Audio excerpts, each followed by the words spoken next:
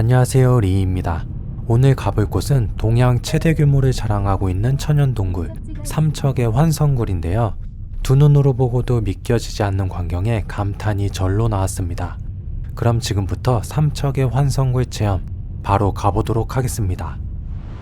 내비게이션에 환성굴을 검색하고 오시면 여기 제1주차장 입구로 안내가 되어지는데요. 이 정면에 보이는 쪽으로 직진하면 매표소가 있는 방향이고, 주차장 바로 옆에 물소리가 들리는데요. 여기 계곡 하천이 흐르고 있어서 여기 잠깐 구경하고 매표소로 들어가서 환성굴로 이동해 보도록 하겠습니다. 차량으로 올라오는 도로 옆에 바로 이렇게 계곡 하천이 흐르고 있는데요. 여름에 오면 시원하게 물소리 들으면서 쉬어갈 수 있을 것 같습니다. 그리고 여기 삼척 명소에 대해서도 안내가 되어 있는데요. 삼척 들리실 때 코스 짜서 한번 둘러보시면 좋을 것 같습니다. 여기 환성굴은 모노레일을 타고 입구까지 이동할 수 있게 되어 있는데요. 모노레일은 필수는 아니지만 입구까지 걸어 올라가는 길이 제법 험하다고 해요. 그래서 저는 모노레일을 타고 이동을 하려고 합니다. 매표소는 주차장 바로 앞에 위치하고 있어서 주차만 붐비지 않는다면 바로 앞에 1분, 2분 거리에 매표소가 있고요. 대일이 국립공원 관광 안내도도 잘 나타나 있습니다. 환성굴과 더불어 유명한 것이 대금굴. 대금굴은 별도의 예약을 하고 방문해야 되기 때문에 오늘 저는 그냥 환성굴만 둘러보고 돌아가려고 합니다.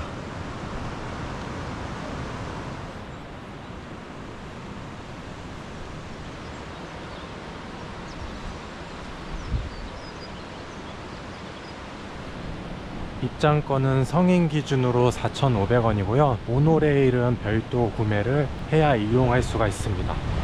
날씨가 따뜻해서 가족 단위로 여기 환성굴을 많이 찾으셨고요. 매표소에서 모노레일 승강장까지는 약 700m 정도 되는 길로 구성되어 있습니다. 계곡 물소리를 들으면서 올라가니까 산책하는 기분도 들고 좋습니다. 대금굴은 이쪽에서 왼쪽 방향으로 가면 이동할 수 있고요. 저는 환성굴로 가야 되기 때문에 직진해서 계속 올라가겠습니다. 환성굴 입구까지 올라가는 길은 약간의 오르막으로 구성되어 있는데요. 강원도라 그런지 공기도 맑고 걷는 맛이 있습니다. 여기 앞에 통방화가 있는데요. 이 통방화가 대일이 마을의 방앗간이라고 합니다. 100년 전에 만들어졌다고 하네요.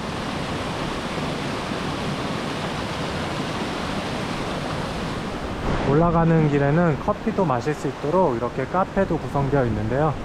아직 이른 시간이라서 오픈은 하지 않은 것 같습니다. 여기서 직진을 하면 환성굴까지 걸어 올라갈 수 있는데요. 거리는 약 1km 정도로 약 40분이 소요되는 도보 코스이고요. 이 왼쪽으로는 모노레일을 이용할 수 있는 모노레일 승강장입니다. 이 환성굴이 무려 5억 3천만 년 전에 생성된 동굴로 우리나라에서 제일 큰 동굴인 줄 알았는데, 이 환성굴이 무려 동양에서 제일 큰 규모의 천연 동굴이라고 합니다. 근데 이 승강장 뒤로 보이는 봉우리들도 상당히 멋진 광경을 연출하고 있고요. 직접 올라가 보지는 못하겠지만 위에서 보는 경치도 상당히 좋을 것 같습니다. 여기 승강장에 화장실이 구성되어 있는데요. 여기가 마지막 화장실이니까 화장실 이용하실 분들은 여기 승강장 화장실을 이용하셔야겠습니다. 저기 모노레일이 내려오고 있네요. 마침 모노레일이 딱 들어와서 바로 타고 올라가 보겠습니다.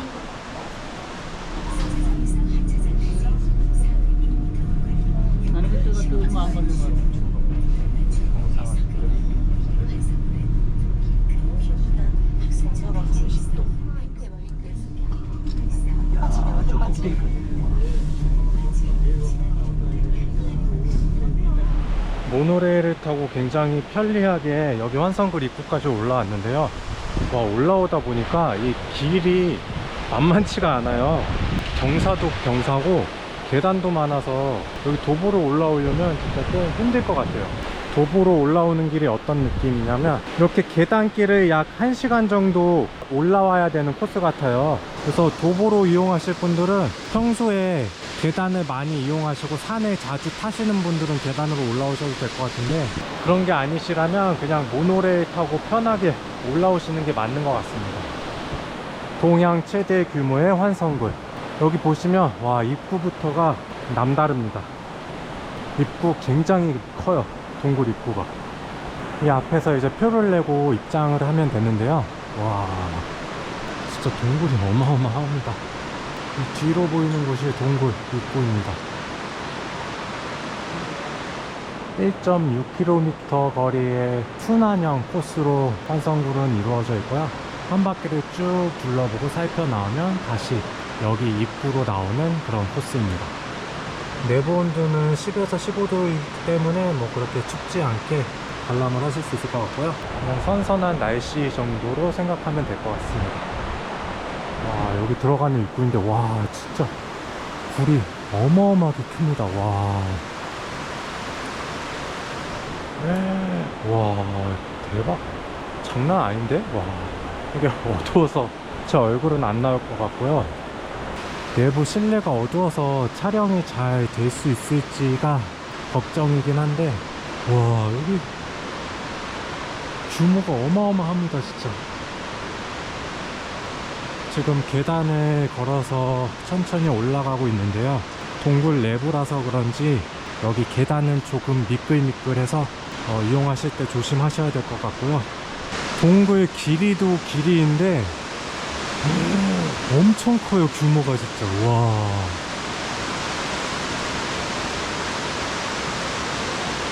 이게 영상으로 보면 아마 짐작이 안 가실 것 같은데 높이가, 와, 이거 천장까지 높이가 한 15m, 10에서 15m 정도는 될 것 같거든요. 바닥에서부터.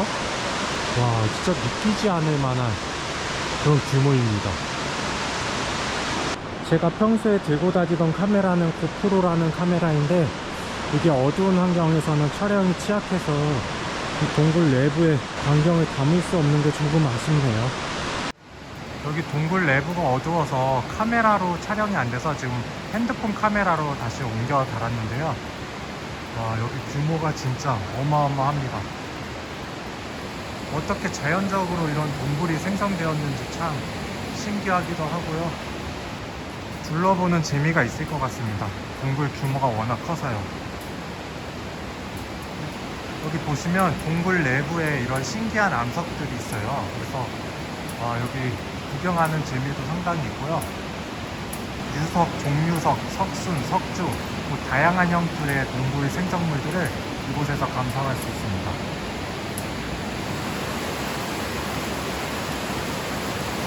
지금 보니까 그 환성굴 입구에서 흘러내려오던 물이 동굴에서부터 흘러나오고 있었나봐요.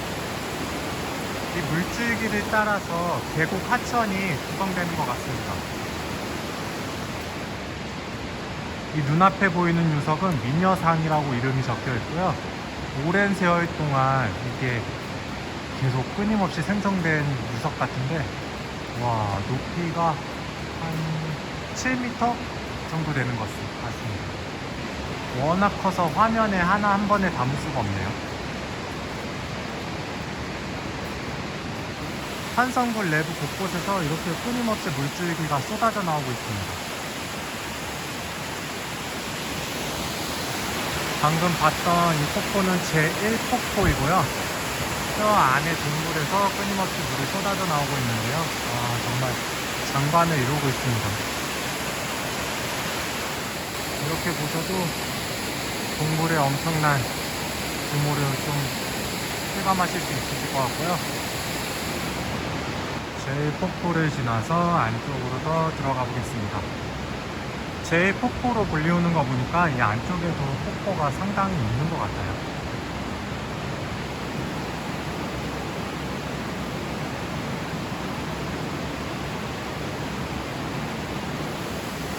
이 눈앞의 폭포는 오련폭포입니다.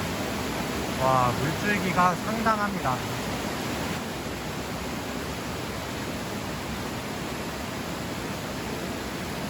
웬만한 계곡 저리 가라 할 정도의 물기가 쏟아져 내려오고 있고요. 동굴 천장에서도 물이 한두 방울씩 간혹 떨어지고 있습니다.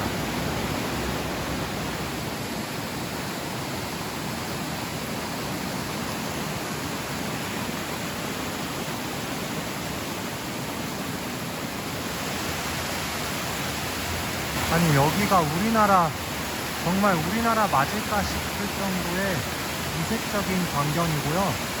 와, 제가 동굴을 많이 다녀본 건 아니고 한 2군데 정도 가봤거든요.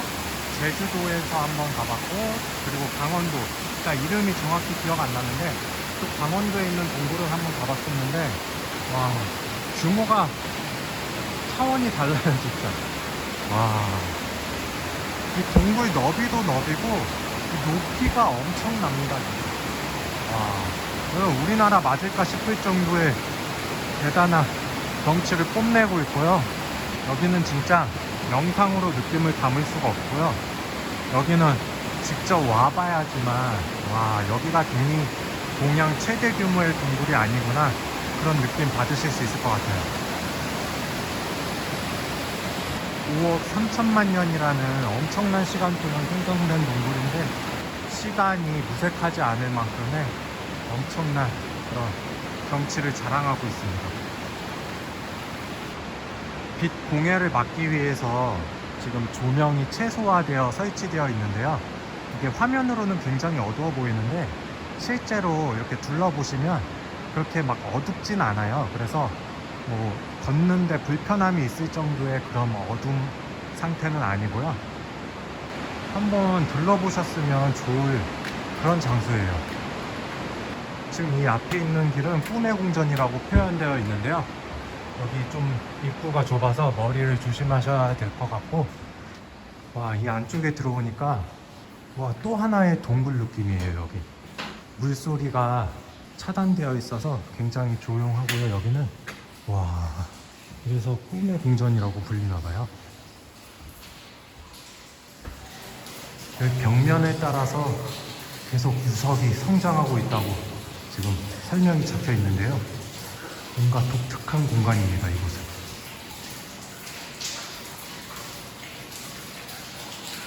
이 아래 잔잔한 호수 느낌으로 이렇게 지금 물이 고여있는 모습을 여기서 보실 수가 있는데요.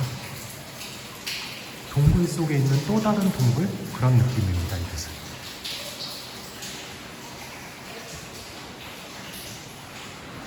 이렇게 작은 동굴을 지나서 다시 바깥으로 나가면 메인 관람 코스로 다시 합류할 수 있게 되어 있고요.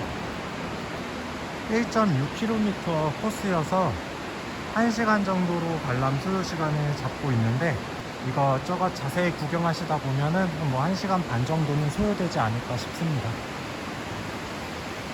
이렇게 중간중간 관람 포인트들이 있어서 조금 더 가까이서 관람을 하실 수 있게 되어 있는데요. 이 거대 종류석은 도깨비 방망이라고 이름이 붙어져 있습니다. 이 위에서 계속 종류석들이 자라나고 있습니다.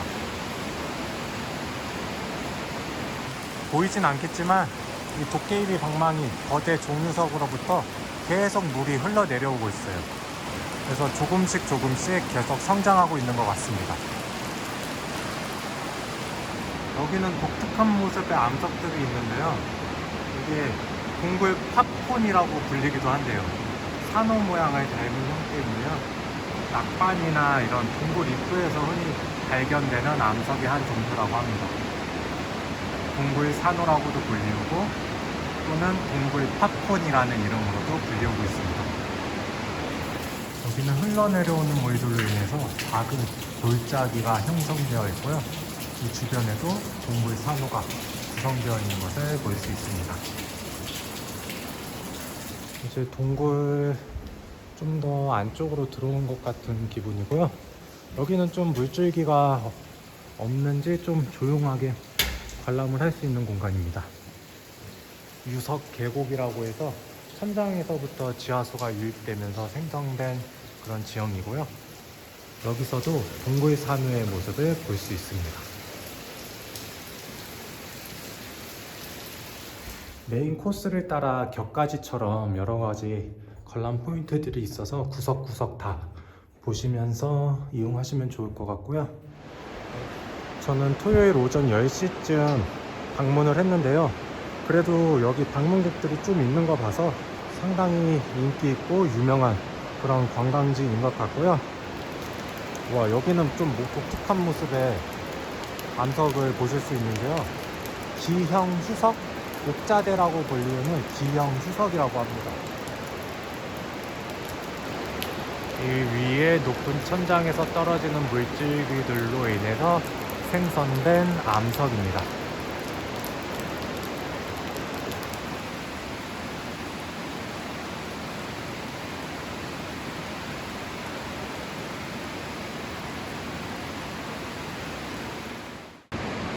반대쪽에서 들어오시는 분들이 보이시는 거 봐서 여기는 이제 아마 출구에 가까워 오지 않았나 생각이 듭니다.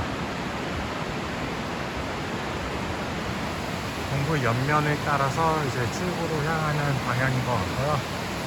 여기 더 좋은 카메라가 있었으면 환상굴 내부의 멋진 경치를 더 담아볼 수 있었을 것 같은데 카메라가 조금 아쉬운 오늘의 여행이었습니다. 처음엔 몰랐는데 여기 동굴 천장에 구멍이 이렇게 송송 나 있네요. 들어왔던 입구의 모습이 보이는데요. 1.6km 정도의 멋진 동굴 체험 코스가 지금 끝나가고 있고요. 계단이 조금 있지만 힘들 정도의 수준은 아니고요. 그냥 천천히 편안하게 감상하시면서 둘러볼 만한 그런 곳입니다. 어린아이들도 특히 좋아할 그런 장소인 것 같고요. 가족 단위로 많이 오셔서 구경해 보시면 좋을 것 같습니다. 동양 최대 규모라고 해서 살짝 기대를 하고 방문하긴 했는데요. 생각했던 것 이상의 그런 멋진 동굴 체험을 할 수 있어서 더 좋았던 것 같고요. 이제 눈앞에 보이는 출구를 통해서 밖으로 다시 나가도록 하겠습니다. 동굴 내부의 모습을 온전히 담을 수가 없어서 오늘은 카메라가 너무나 아쉬운 날입니다. 천연기념물 178호인 환성굴을 둘러봤는데요. 이 환성굴이 관람 코스는 약 1.6km 정도로 구성되어 있는데 이 총 연장이 8km 이상으로 알려져 있는데 아직도 정확한 규모는 파악이 되지 않고 있다고 합니다. 그 정도로 엄청난 규모를 자랑하는 환성굴 내부를 한번 둘러봤는데요. 국내에 존재하는 동양 최대 규모의 동굴 체험 한번 방문하실 계획이 있으신 분들은 삼척 오셔서 여기 환성굴이랑 개금굴 같이 둘러보시면 좋을 것 같고요. 그럼 저는 이제 모노레일을 타고 다시 아래로 내려가 보도록 하겠습니다.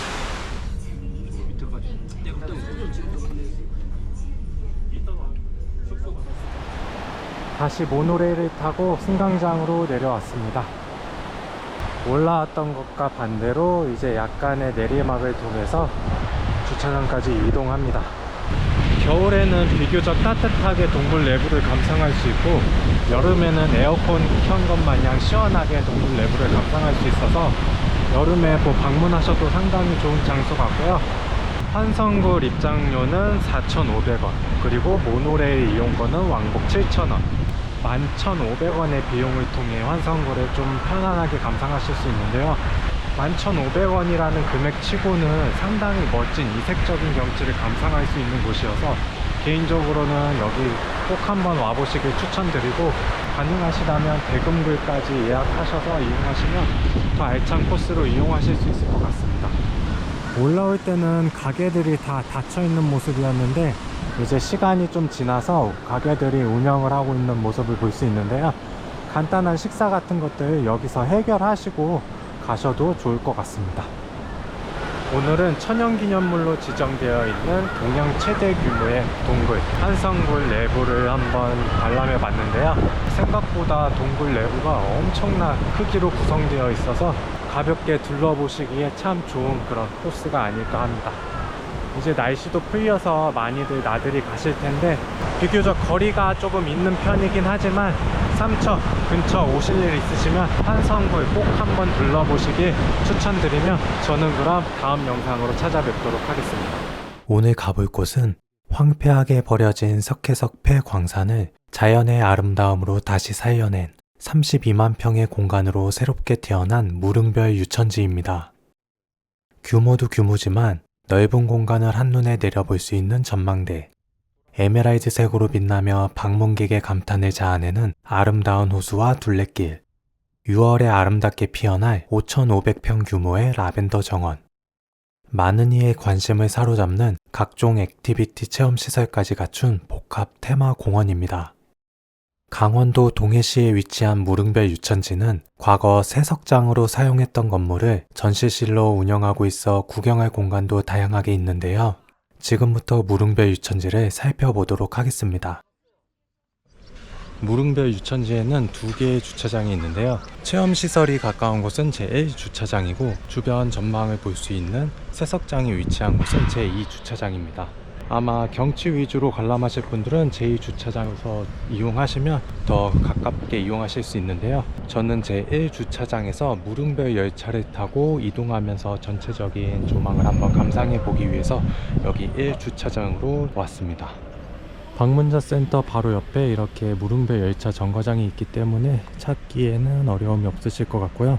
이 무릉별 열차는 입장권 끊으시면 무료로 이용 가능하시기 때문에 자유롭게 이용하시면 될 것 같습니다.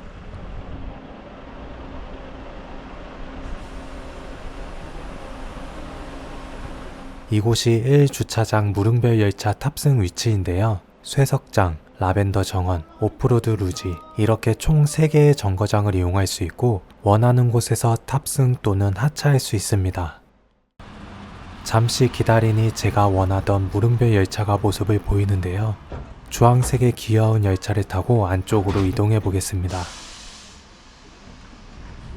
평일에 방문했기 때문에 한적하게 열차를 이용할 수 있었는데요. 오프로드 루지를 타고 내려오시는 분들이 제법 있었습니다. 이곳이 석회석 채광을 했던 곳이기에 호수에 석회 성분이 녹아 있는데요. 이로 인해 독특한 에메랄드 물빛을 뽐내고 있습니다. 평소 보기 힘든 이색적인 풍경에 한참 눈을 떼지 못했는데요. 황폐하게 버려진 폐광산을 더 이상의 자연 훼손 없이 복원했다는 점, 그리고 쌍용 CNE에서 무상으로 토지를 제공했다는 점이 무릉별 유천지의 또 다른 특별한 점이지 않을까 합니다. 현재 800억 규모의 자금을 통해 무릉별 유천지의 모습을 갖췄는데요. 추가로 1200억 규모의 민자를 유치하여 모노레일과 수상공원 등 2단계 개발을 진행한다고 하니 앞으로의 모습이 더 기대가 되는 무릉별 유천지입니다.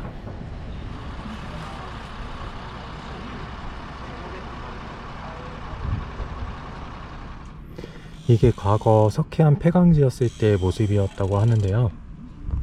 이 모습이 현재는 지금의 무릉별 유천지로 새롭게 단장이 되었습니다. 우선은 제일 꼭대기에 있는 전망대에 가서 전체적인 경치를 더 감상해 보려고 하는데요. 에메랄드빛 호수다 보니까 약간 이국적인 느낌이 많이 느껴지는 장소이고요. 여기 전체적으로 걸어 다니면서 구석구석 돌아볼 수 있다고 해요. 근데 생각보다 이곳도 부지가 꽤 넓은 편이라서 도보로 처음부터 끝까지 이용하시는 데는 어려움이 있으실 것 같고, 셔틀버스를 이용해서 이동하시면서 감상하시면 조금 더 편안하게 감상하실 수 있지 않을까 합니다. 그리고 6월에는 라벤더 축제도 진행될 예정이니까 6월에 방문하시면 더욱더 멋진 경치를 감상하실 수 있지 않을까 합니다.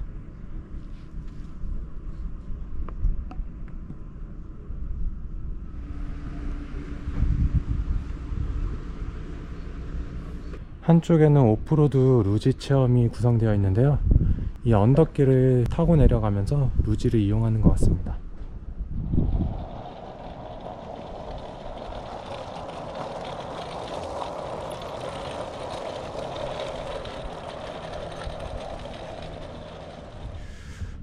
지금 저 위에 전망대가 하나 구성되어 있어요. 그래서 저 위에 올라가서 조금 더 높은 곳에서 전망을 감상할 예정이고요. 이 C 정류장에서 전망대까지는 도보로 약 15분 정도 이동해야 된다고 합니다. 그래서 약간의 트레킹 코스처럼 걸어 올라갈 수 있는 언덕이 구성되어 있어서 먼저 저 위에 전망대 올라가서 구경을 먼저 해보도록 하겠습니다. 전망대로 올라가는 길인데요. 이렇게 화장실도 군데군데 설치가 되어 있어서 편하게 이용하실 수 있으실 것 같고요. 이 앞에 보이는 정면의 길을 따라서 두미르 전망대 올라가 보도록 하겠습니다. 두미르 전망대에서 그 앞에 세 글자 두미르는 쌍용을 뜻하는 순수 우리말이라고 합니다. 이 무릉별 유천지의 부지를 쌍용이 무상으로 지금 제공하고 있다고 하는데요. 그런 의미에서 쌍용의 이름을 딴 두미르 전망대가 구성되어 있습니다. 저 위에 두미르 전망대가 보이는데요. 약간 이게 계단이 튀어나와 있는 형태이다 보니까 조금 아찔한 느낌이 조금 있을 수도 있을 것 같아요. 일단 부지런히 걸어서 올라가 보도록 하겠습니다.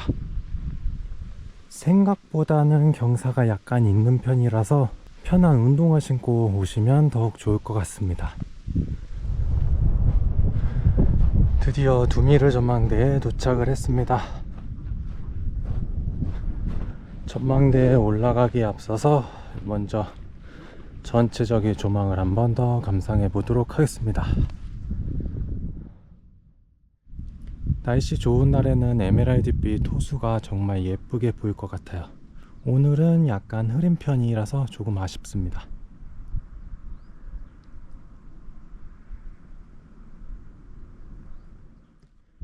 와, 전망대가 생각보다 여기 높네요. 여기 설명을 한번 읽어보자면 총 길이가 약 24.6m 그리고 폭 3m 규모의 전망 시설입니다. 드라마 촬영 장소로도 활용되었다고 합니다. 전망대 올라가기 전에 여기 옆에 있는 암석들의 모습인데요. 이게 아마 채석을 한 현장인 것 같아요. 뭔가 긁어낸 듯한 이런 자국들이 여기 암석에 이렇게 새겨져 있고요. 뭔가 각진 형태로 이렇게 되어 있는 거 보니까 여기도 이제 그 석회석을 채석했던 현장인 것 같아요. 옆에도 작은 글이 있는 거 봐서 저 길을 왔다 갔다 움직이면서 석회석을 채석한 것 같습니다.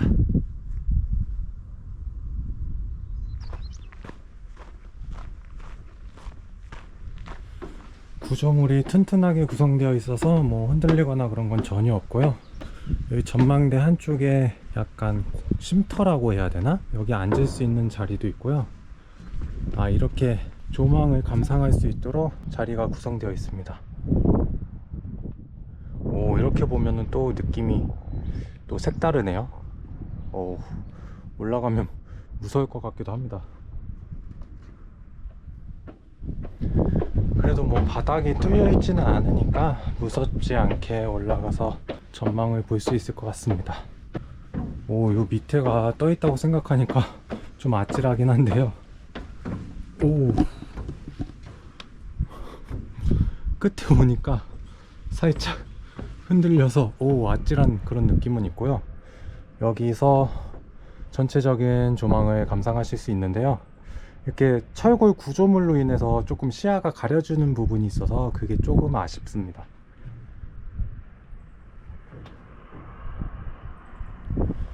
전망대 옆에는 이렇게 벤치도 놓여 있어서 여기 앉아서 기념사진 남기시기도 좋을 것 같습니다. 뒤를 배경으로 멋진 사진 남겨가시면 좋을 것 같고요.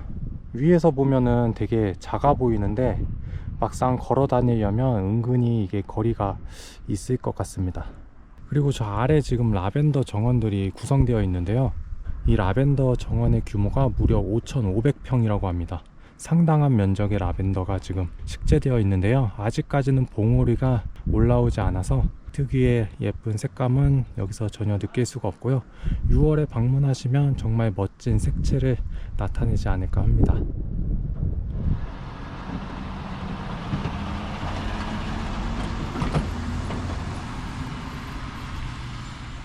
이 앞쪽에는 코스모스 정원이 꾸려져 있는데요. 뭐 코스모스가 필 시기는 아니니까 그냥 어떤 식으로 구성되어 있는지 한번 둘러만 볼 생각입니다. 가을에는 다소 심심하게 느껴질 이곳을 코스모스로 가을에는 꾸미는 것 같고요. 이 앞에가 코스모스 정원의 모습입니다. 라벤더 정원에 비해서 그 규모는 막 그렇게 크지는 않고요. 그래도 가을 기분 내시는 데는 좀 이용하실 수 있을 것 같습니다. 코스모스 정원의 모습이었고요. 코스모스 정원을 뒤로 하고 뚫레뚫레 걷다 보니까 앞에 라벤더 정원의 모습이 나타났습니다. 이곳에서 금곡호와 라벤더 정원 방향이 나뉘어지는데요. 라벤더 정원을 먼저 보도록 하겠습니다. 와, 여기 주변 시설물들 색감이 너무 예뻐서 여기 라벤더 필시계 방문하면 진짜 너무 멋지게 사진을 남겨가실 수 있으실 것 같아요. 와, 여기 시설물들이 너무 색감이 너무 예쁘네요. 주변에 여러가지 조형물들도 있어서 여기가 사진 감성지로 좀 유명한 것 같더라고요. 그래서 방문하시면 진짜 예쁘게 사진 남겨 가셔야 될 것 같고요. 내려와서 보는 호수의 모습이 더 예쁩니다. 와, 이거 와, 엄청 반짝반짝 빛나고 있어요. 지금 호수가 햇빛에 비춰가지고 지금 영상에서는 그렇게 크게 느껴지지 못할 것 같은데, 와, 이게 육안으로 보니까 호수의 모습이 너무 멋집니다.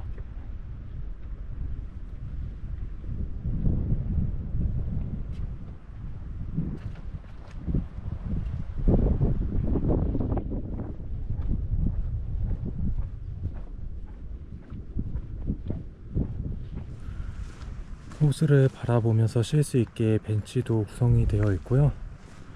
와, 여기 사진 남기면 정말 예쁠 것 같네요.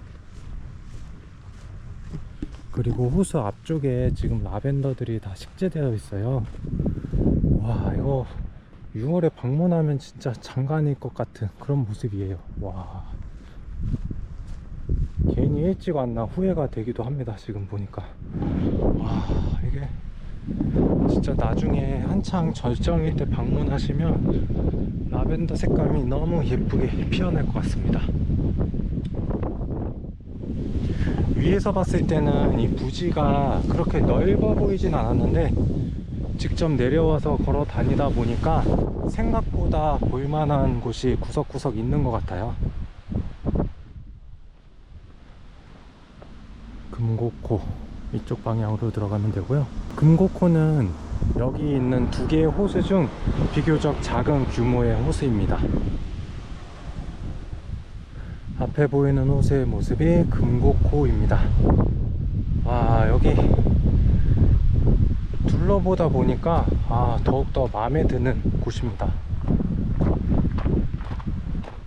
호수를 따라서 걸을 수 있도록 산책 코스가 구성되어 있거든요. 그래서 이렇게 호수 주변 가볍게 걸어 보시면서 무릉별 유천지 이용하시면 더욱 좋을 것 같습니다. 옆에 꽃향기도 충분히 여기 뿜어져 나오고 있어서 꽃향기 맡으면서 산책하기 너무 좋네요. 오늘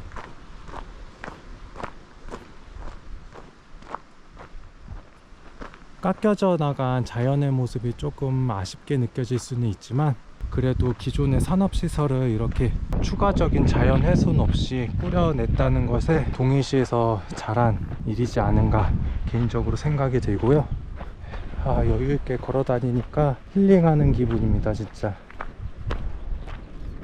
이 호수가 그 지하에서 용출되는 지하수와 그 계곡에서 흘러나오는 물들로 이제 계속 유지가 되고 있다고 하는데요. 여기 이제 물고기도 살고 있고, 물고기가 있다 보니까 뭐 새들도 찾아오기도 하고, 예전에 황폐했던 모습을 이제는 전혀 찾아볼 수가 없게 멋지게 탈바꿈한 상태입니다. 가까이서 호수의 모습도 볼 수 있어서 좋네요. 이렇게 내려와 보니까, 가까이 내려와 보니까.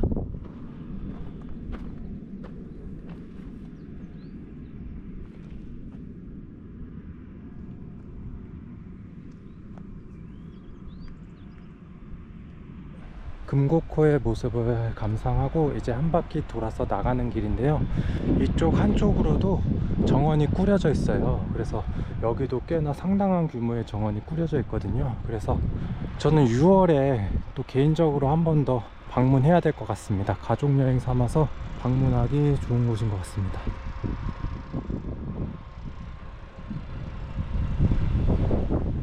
호수 바로 또 앞쪽에 여기 간이 놀이터가 또 꾸려져 있습니다. 가족여행으로 어디 방문하시면 그 자녀분들은 좀 지루하게 느껴지실 수도 있는데요. 여기 놀이터가 꾸려져 있어서 상당한 시간을 여기서 보내시다 가실 수 있으실 것 같고요. 여기 뭐 파라솔이랑 벤치, 평상 뭐 이런 게 다 꾸려져 있어요. 그래서 여유 있게 시간을 보내시다 가셔도 좋을 것 같습니다.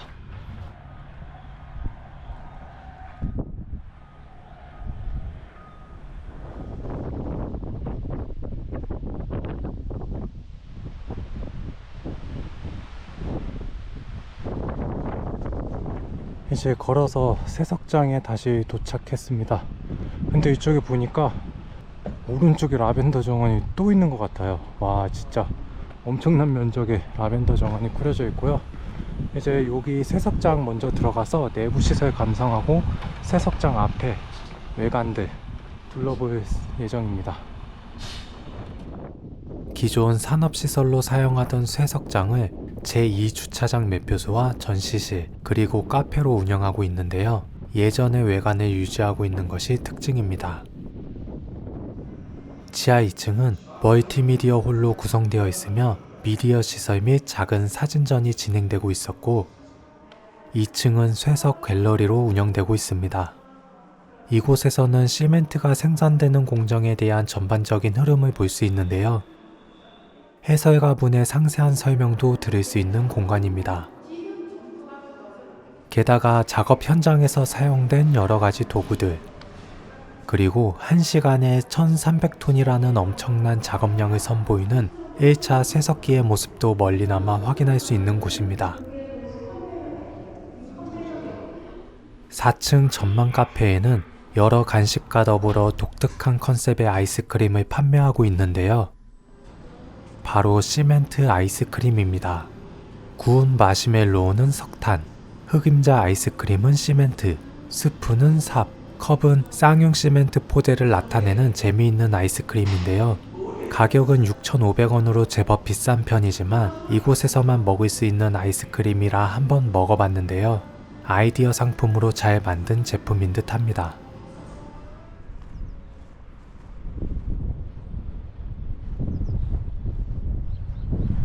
널찍한 잔디밭 앞으로는 여기 청호코의 모습이 보이고 있습니다. 금고코보다 상대적으로 큰 모습의 청호코입니다. 옆에 한쪽에는 그 실제 사용되었던 그런 장비의 모습이 있는 것 같아요. 그래서 가까이 가서 한번 어떤 장비인지 한번 좀 모습을 살펴보도록 하겠습니다.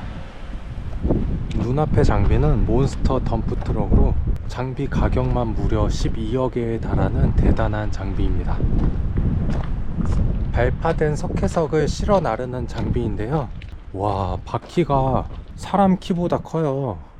이 타이어 하나만 거의 1000만원에 육박하는 가격이라고 합니다.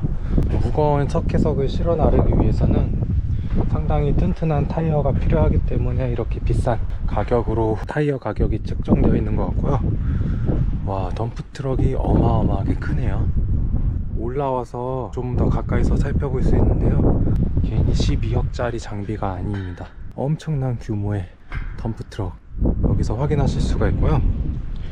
덤프트럭 옆으로는 차갑기가 또 구성되어 있는데요. 이게 석회석을 발파하기 위한 그 화역을 장전하는 구멍을 내는 장비라고 합니다. 이 장비 역시 굉장히 비쌀 것으로 예상되는데 이 장비의 가격도 무려 5억 3천만 원이라고 합니다. 석회석을 채굴하기 위해 필수적인 장비로 볼 수 있을 것 같습니다. 현장에서 직접 사용되었던 장비들인 것 같고요. 이 장비 앞으로는 청호코의 모습이 보입니다. 이제 청호코만 구경하고 돌아가면 오늘의 여행은 마무리될 것 같습니다. 여기 무릉배 유천지가 한국의 작은 스위스로도 표현을 하던데 제가 외국은 가본 적은 없지만 확실히 이국적인 느낌이 드는 그런 곳입니다. 날씨 맑은 날 오면 정말 좋을 것 같아요. 여기는. 그리고 청호코 바로 옆에 여기 전시물이 있는데요. 이 눈앞에 보이는 전시물의 이름은 거인의 휴식입니다. 이곳에서 지난 50년간 석회석을 채굴했다고 해요. 근데 이제 지금은 더 이상 석회석을 채굴하지 않으니까 그런 휴식의 의미에서 이런 거인의 휴식이라는 작품이 이곳에 전시되어 있습니다. 보니까 여기서 드라마와 예능 프로그램도 몇 번 촬영한 것 같더라고요. 그래서 그 정도로 한번 와볼 만한 가치가 있는 곳이지 않은가 하는 생각이 들고요. 특히 라벤더가 절정인 6월 초 중순에 방문하시면 라벤더가 한창 피어난 무릉별 유천지를 감상하실 수 있으실 것 같습니다. 기존 황폐했던 채석장을 이렇게 자연의 훼손 없이 재활용하면서 이렇게 관광단지로 꾸렸다는 점에서 상당히 의미가 있는 지역인 것 같고요. 동해시에서 정말 제대로 작정하고 만들어졌다는 그런 느낌이 드는 무릉별 유천지였습니다. 그래서 여기 거리가 멀지 않다면 다시 또 자주 방문해보고 싶은 곳이긴 한데요. 민간 유치를 통해서 2단계 개발을 진행한다고 하니까 모노레일 그리고 뭐 수상정원 이런 것들이 다 설치되고 나셔서 한 번쯤 다시 방문해 봐야 될 만한 장소이지 않을까 합니다. 개인적으로는 굉장히 만족스러웠던 곳이고요. 다시 한번 들르고 싶은 느낌이 드는 무릉별 유천지였습니다. 한번 시간 되신다면은 여기 동해시에 위치한 무릉별 유천지 한번 방문해 보시는 것이 어떨까 합니다. 그럼 오늘의 영상은 여기서 마치도록 하겠습니다. 오늘도 시청해 주셔서 감사합니다. 안녕하세요, 리입니다. 오늘 가볼 곳은 동양 최대 규모를 자랑하고 있는 이색 수목원, 국립백두대간 수목원입니다. 규모도 규모지만 뛰어난 자연경관은 물론 백두대간의 상징 동물인 백두산 호랑이가 살고 있는 곳이기도 하고 세계 최초의 야생식물 종자 저장시설 시드볼트를 갖추고 있는 곳이기도 합니다. 경상북도 봉화군 춘향면에 위치한 국립백두대간 수목원은 보전 가치가 높은 식물 자원과 전시원들을 함께 보유하고 있어 구경할 공간이 다양하게 있습니다. 주말이라 많은 분들이 이곳을 찾아주셨는데요. 안쪽으로 들어가서 본격적으로 좀 살펴보도록 하겠습니다. 방문자 센터 1층에는 각종 편의시설 및 전시관, 그리고 매표소가 운영되고 있는데요. 입장료는 성인 기준 5,000원에 구매하실 수 있습니다. 여기는 방문자 센터 2층으로 올라가는 길인데요. 독특한 디자인이 눈에 들어옵니다. 수목원답게 나무를 컨셉으로 디자인해 놓은 것 같아요. 안쪽에는 푸드코트랑 편의점도 구비되어 있어서 이곳에서 간단한 식사나 간식 같은 거 이용하시면 될 것 같고요. 입장권 끊으시면 봉화 지역에서 사용 가능한 상품권 1,000원짜리도 돌려주긴 합니다.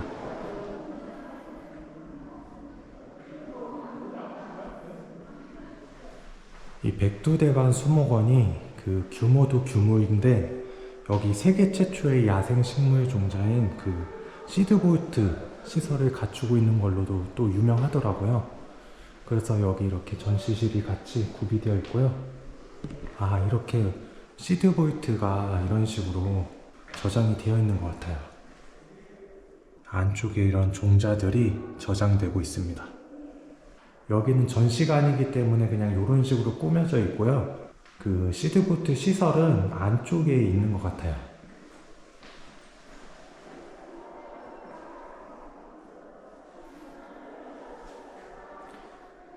세계 최초의 시드볼트 시설이라고 하니까 참 의미가 있는 것 같습니다. 같이 한번 둘러볼 이런 전시실도 꾸며져 있으니까요. 산책하시고 이렇게 둘러보셔도 괜찮을 것 같습니다. 한쪽에는 나무로 만든 작품이 또 전시가 되어 있습니다.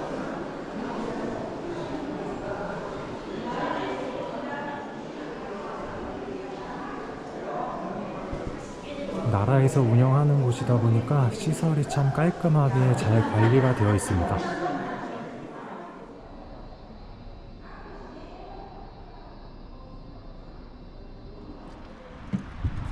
이 안쪽으로 들어가면 이제 수목원 내부인데요. 이제 저도 본격적으로 입장해서 안쪽 시설들이 어떻게 구성되어 있는지 한번 살펴보도록 하겠습니다. 언뜻 보이는 것만 봐도 진짜 엄청 넓어 보이네요, 여기.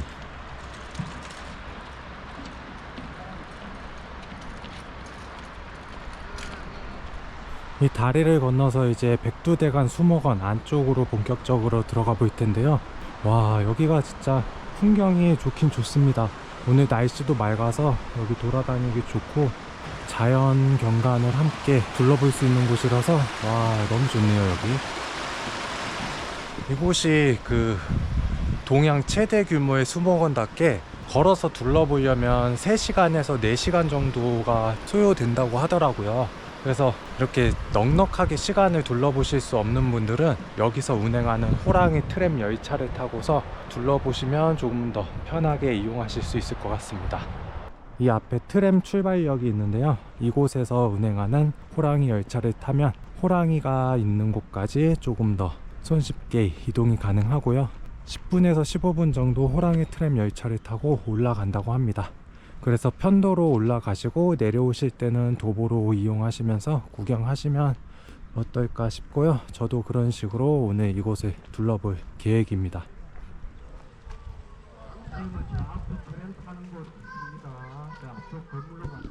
이곳에서 티켓을 구매하셔서 이용하시면 되는데요. 왕복과 편도로 구입이 가능하고 성인 기준으로 편도 2,000원에 이용하실 수 있습니다. 주말에는 15분 간격으로 운영되고 한 번에 20명까지 탑승이 가능하기 때문에 약간의 대기는 있는 편입니다. 이제 트램을 타고 호랑이 숲까지 편하게 이동해 볼 텐데요. 트램을 이용하지 않고 수목원 곳곳을 둘러보려면 2시간 이상의 시간이 소요되기 때문에 대부분의 관람객들은 트램을 타고 호랑이 숲까지 빠르게 이동을 합니다. 게다가 오늘처럼 햇볕이 제법 있는 날에는 날씨가 더 힘겹게 느껴질 수 있기에 트램 편도권을 이용하시는 것을 추천드립니다. 트램을 타고 올라가는 길에도 수목원 내부 시설들을 한눈에 살펴볼 수 있어 올라가는 시간 내내 지루할 틈 없이 시간을 보내실 수 있는데요. 동양 최대 규모 수목원답게 상당한 면적을 자랑하고 있습니다.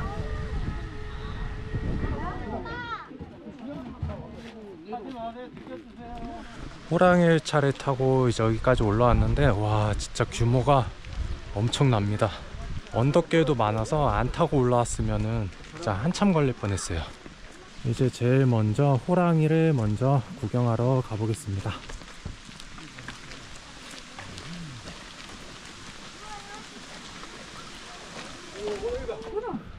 우와. 나도 뭐야? 조용하게 골라마셔야 됩니다. 손 펴시면 안 됩니다.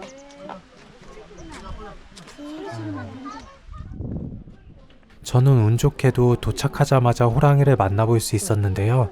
2m가 채 되지 않는 가까운 거리에서 호랑이를 마주하는 이색적인 경험이었습니다. 제가 엄마 봐봐. 아니야.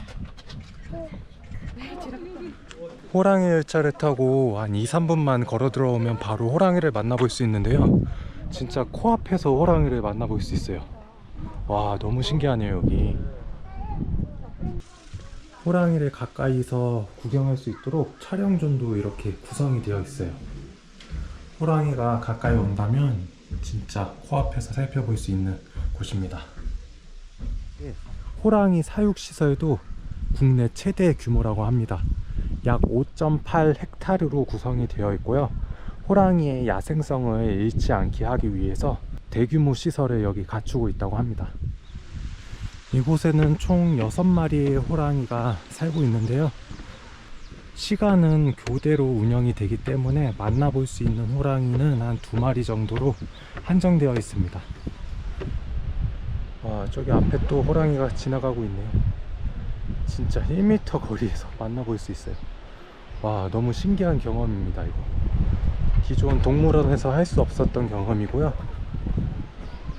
그리고 여기 이렇게 확대경도 구비가 되어 있어요. 그래서 이렇게 스크린으로 가까이서 호랑이의 모습을 관찰할 수도 있습니다. 여기 버튼도 있어서 확대 버튼 이렇게 누르시면 화면이 이렇게 확대되는 거 보실 수가 있는데요. 와 이렇게 잘 이용해 보시면 가까이서 호랑이의 모습도 관찰할 수가 있습니다. 지금 호랑이들이 날씨가 더워서 그런지 좀 쉬고 있어요. 그늘 밑에서. 그래서 이럴 경우에는 가까이서 호랑이의 모습을 볼 수가 없는데 저는 진짜 운이 좋게도 호랑이의 모습을 가까이서 확인할 수가 있었습니다. 그럼 이제 호랑이도 구경했으니까 국내 최대, 동양 최대라고 말하고 있는 이 백두대간 수목원 곳곳을 한번 거닐어 보면서 어떤 것들이 있는지 한번 살펴보도록 하겠습니다. 이제 내려가는 길을 따라서 시설들을 관람하면서 입구까지 이동하려고 합니다. 이곳은 암석원으로 멋진 암석들로 이렇게 수목원을 잘 꾸며 놓았는데요. 수목원에선 볼 수 없는 약간 이색적인 느낌이 드는 곳입니다.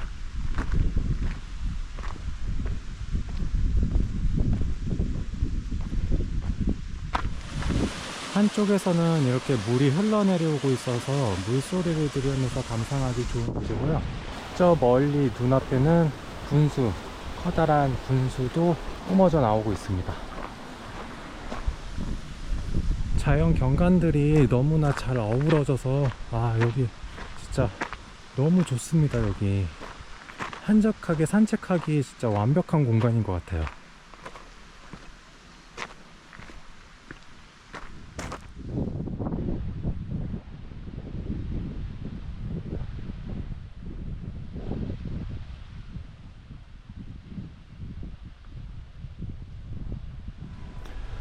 이곳이 워낙 넓다 보니까 중간중간 이런 휴게시설이 좀 필요하긴 할 텐데요. 자판기와 이렇게 그늘 쉼터가 제공되고 있어서 잠시 휴식을 취하며 쉬어갈 수 있는 자리도 마련되어 있습니다. 국립수목원이다 보니까 음료 가격도 비싸지 않고 적당한 편입니다. 생수는 1,100원입니다. 그리고 이게 무슨 꽃인지는 모르겠는데 꽃향기가 너무 좋습니다. 싱그러운 향기가 진짜 향기가 여기 나무에서 뿜어져 나오고 있고요. 너무 좋네요. 꽃향기가.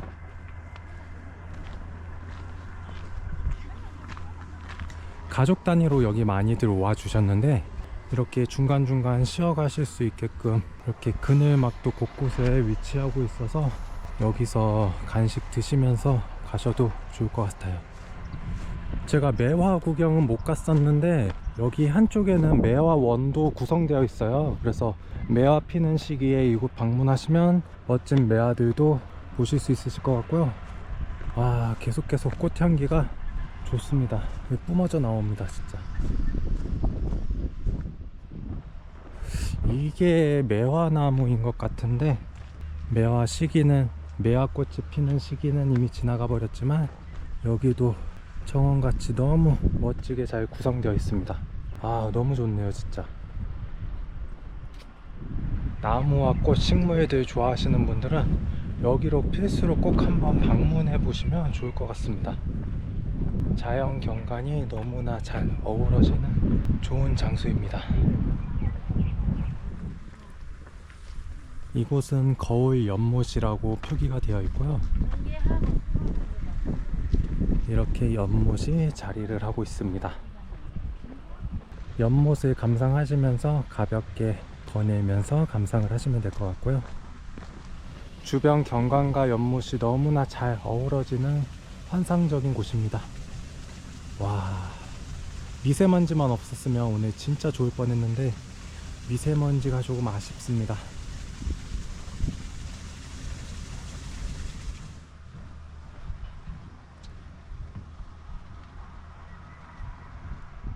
아까 호랑이 트램을 타고 달려왔던 길인데요. 이제 한쪽 도보 구간으로 지금 방문자 센터로 다시 돌아가고 있고요. 저 앞에 많은 분들이 걸어서 가고 계시는데요. 올라오실 때는 호랑이 트램 이용하시고 내려가실 때는 도보로 이동하시는 코스로 많이들 이용하고 계십니다. 내려갈 때도 호랑이 열차 타시면 좀 편리하게 이용하실 수 있을 것 같긴 한데 그러면 이제 이 넓은 수목원을 제대로 감상하실 수가 없으니까 내려가는 거는 가급적 도보로 이용하시면 좋을 것 같고요. 다리 불편하시거나 어린아이들 동반한 가족분들만 왕복으로 이용하시는 게 어떨까 합니다.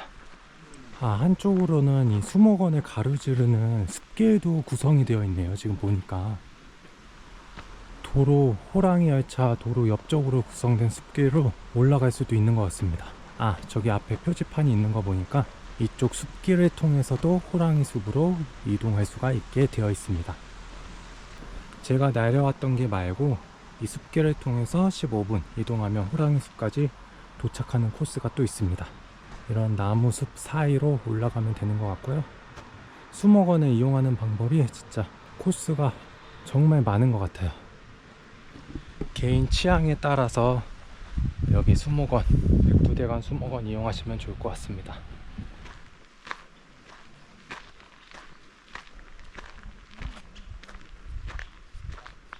지금 약용식물원 그쪽 방향으로 가고 있었는데요. 와, 여기 쉼터 공간이 있네요. 여기 의자도 굉장히 많이 있고 누워서 쉴 수 있게끔 약간 평상 같은 것도 있는 것 같아요. 아, 여기 무대가 있네. 무대가 이 앞에서 공연 같은 것도 하는 것 같아요. 이쪽은 무대였습니다. 그래서 의자가 이렇게 많았구나. 편하게 누워서 쉬면서 쉬어갈 수 있는 공간으로 활용해도 좋을 것 같습니다.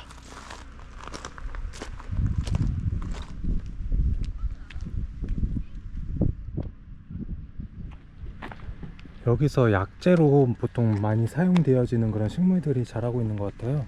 삼지, 구엽초 이런 것들도 있고요. 장구채, 오이풀, 꿀풀, 오갈피나무 이런 식물들이 여기 심어져 있습니다. 고삼도 있네요. 고삼차로 사용되어지는 그 고삼인 것 같고 여러 종류의 식물들이 이곳에서 자라나고 있습니다. 컨셉에 맞춰서 이렇게 작은 약방이 꾸려져 있네요.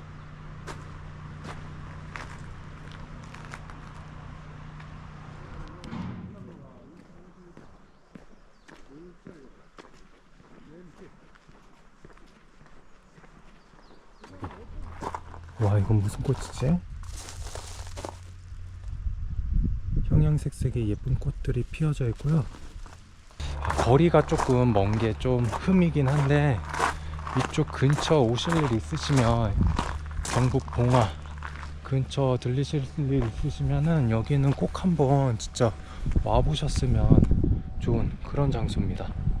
산속에 위치하고 있다 보니까 여기 주변 산세와 수목원 경관들이 너무나 잘 어우러지는 멋진 곳입니다. 가족 단위로 여행 오기에는 굉장히 좋은 곳인 것 같긴 한데 봉화가 주변에 근데 제가 찾아보니까 그렇게 여행 코스로 뽑을 만한 곳이 많지는 않더라고요. 그래서 여기 하나만 그냥 생각하시고 봉화를 오시는 거는 조금 좀 애매해질 수도 있긴 한데요. 한 번쯤은 방문해 볼 만한 가치가 있는 곳이지 않을까 합니다. 이제 앞에 호랑이 열차 탔던 곳 정류장이 보이는데요. 제가 이렇게 천천히 촬영하면서 오다 보니까 1시간 조금 더 소요된 것 같아요. 그래서 빠른 걸음으로 둘러보시면 뭐 3-40분만 해도 볼 수 있지 않을까 싶긴 합니다. 편도 코스로. 이 주변에도 볼만한 시설들이 여러 개 있는 것 같아요. 그래서 주변 둘러보고 오늘의 여행은 이제 마무리하려고 합니다. 방문자 센터 바로 옆에 여기 어린이 정원이 있는데요. 여기는 일종의 놀이터라고 보시면 될 것 같습니다. 백두대간 수목원의 마스코트인 호랑이가 이쪽에 한쪽에 자리를 하고 있고요. 그 옆에 커다란 놀이터가 구성되어 있어서 어린이들이 놀기에 좋은 장소가 구성되어 있습니다. 아이들과 이렇게 같이 오셔서 호랑이 구경하고 여기서 놀면서 시간 보내시다 가시면 괜찮을 것 같습니다. 일단은 호랑이와 그리고 그냥 국내 최대 규모 그거 하나 바라보고 오긴 왔는데요. 관리가 너무 잘 되어진 정원을 산책하는 그런 기분이었고요. 산책 좋아하시는 분들은 여기 진짜 꼭 한번 와보셨으면 좋겠습니다. 무더운 여름날은 피해야 될 것 같고요. 5월 그리고 뭐 선선해지는 가을쯤 그때쯤 이용하시면 정말 좋지 않을까 합니다. 이곳이 동양 최대 규모이기도 하고 세계에서는 무려 2위 규모의 수목원입니다. 그래서 어떤 곳인지 궁금해서 한번 오늘 이렇게 달려와 봤는데요. 너무나 만족스러운 곳이었고요. 주변 지인들 좀 추천해 주고 싶네요. 근데 거리가 거리인지라 방문은 그렇게 막 쉽지 않을 것 같긴 합니다. 그래도 한 번쯤은 들려볼 만한 그런 곳이지 않을까 싶고요. 그럼 저는 여기서 인사드리도록 하겠습니다. 오늘도 시청해 주셔서 감사합니다. 안녕하세요, 리입니다. 오늘 가볼 곳은 무더운 날씨에도 비교적 선선하게 여행을 즐길 수 있는 강원도 정선의 명소 가리왕산 케이블카 그리고 화암 동굴입니다. 가리왕산 케이블카와 화암 동굴은 차량으로 약 40분 거리에 있어 당일치기 여행 코스로 좋고 이색적인 모습으로 많은 사람들의 사랑을 받고 있습니다. 더구나 가리왕산 케이블카의 경우 올해 12월까지 한시적으로 운영되고 있어 더 늦기 전에 가봐야 될 이색 명소입니다. 그럼 지금부터 강원도 정선의 가리왕산 케이블카 그리고 화암 동굴을 순서대로 살펴보도록 하겠습니다. 가리왕산 케이블카를 이용할 수 있는 알파인 프라자 앞에 지금 도착을 했습니다. 이제 본격적으로 가리왕산 케이블카를 이용해 보려고 하는데요. 일단 알파인 프라자 안쪽으로 들어가기 전에 옆에 있는 계단에 올라서 뒤쪽으로 보이는 경치를 감상해 보려고 합니다. 가리왕산 케이블카를 이용하기 위해서는 앞에서 보이는 수감역에서 이용을 해야 되는데요. 앞쪽으로 케이블카가 오고 가는 모습을 확인할 수 있고요. 맑은 하늘 아래 펼쳐진 가리왕산의 모습이 멋지게 펼쳐져 있습니다.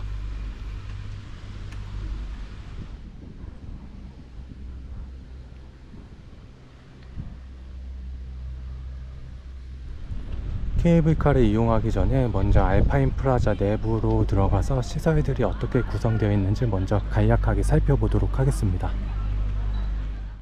알파인 프라자 내부는 농산물 판매장, 매표소, 알파인 전시관, 그리고 2층의 카페로 구성되어 있습니다. 농산물 판매장은 보시는 것과 같이 여러 종류의 제품들을 판매하고 있고 한켠에는 기념품도 자리하고 있습니다. 그 바로 옆으로는 알파인 전시관이 구성되어 있는데요. 한국 설상 종목 최초 올림픽 은메달을 수상한 이상우 선수의 전시관이 자리하고 있고 동계 올림픽 당시 제작되었던 수많은 올림픽 기념품들이 전시되어 있어 지난 올림픽에 대한 추억과 가치를 되새길 수 있는 장소입니다. 2층 카페에는 어린이들을 위한 키즈 카페가 한쪽에 자리하고 있고 카페 중앙에는 널찍한 좌석 공간이 비치되어 있습니다. 그 바로 옆 전면으로는 넓게 트인 창이 있어 전체 조망을 감상하기 좋게 구성되어 있습니다. 케이블카 할인을 위해서는 매표소 현장 발권을 진행해야 합니다. 원래 가격은 15,000원이지만 디지털 관광주민증을 발급받아 30% 할인을 적용받고 정성군 상품권 5,000원을 돌려받으면 5,500원이라는 저렴한 가격으로 이용할 수 있습니다.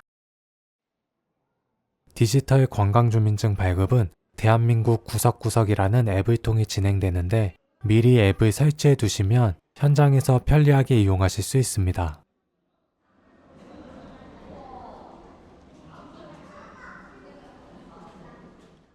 매표가 완료되면 매표소 옆 현황판에서 본인의 차례를 확인하실 수 있는데 대기 인원이 많지 않을 경우 수감역에 오신 순서대로 탑승하게 됩니다. 왕복 탑승권을 1,500원에 구입을 했고요.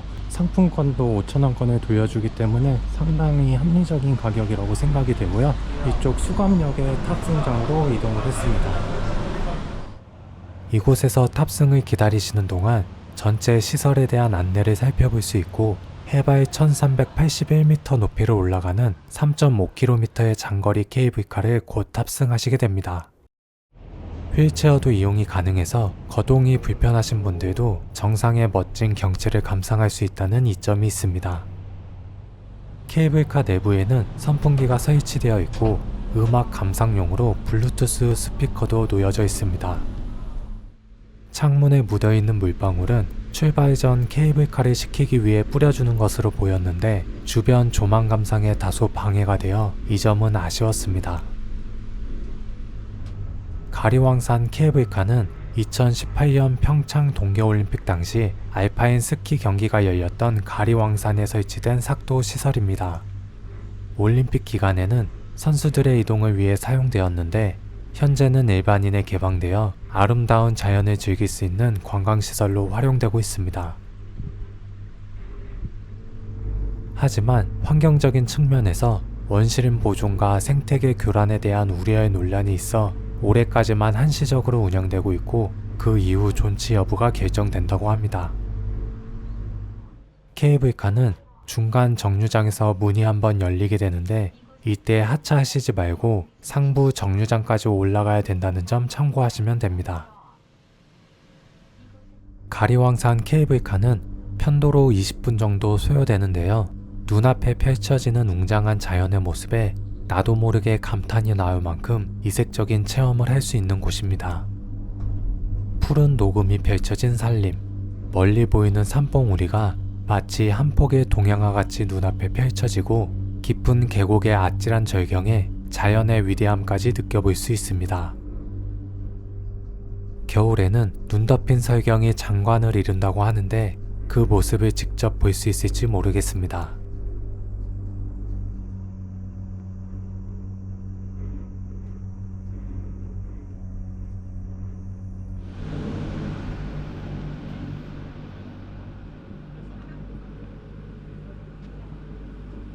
가리왕산 케이블카를 타고 상부에 도착을 했습니다. 멋진 경치를 감상하면서 올라왔는데요. 일단 내리자마자 제일 먼저 든 생각은 와, 시원하다입니다. 이곳이 1380m 정도 되는 상부에 위치하고 있기 때문에 공기가 굉장히 선선하고요.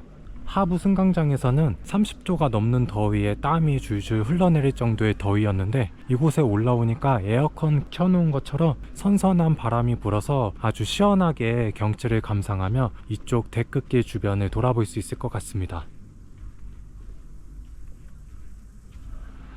탁 트여진 주변을 조망하면서 걷기 좋은 코스가 구성되어 있고요.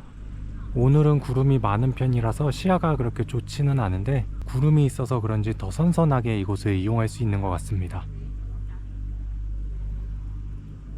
360도 주변 조망이 뻥 뚫려 있는 곳이기 때문에 이렇게 가볍게 거닐면서 주변을 감상하기 좋습니다. 조금 더 높은 곳에서 주변을 볼 수 있게끔 전망대도 구성이 되어 있습니다.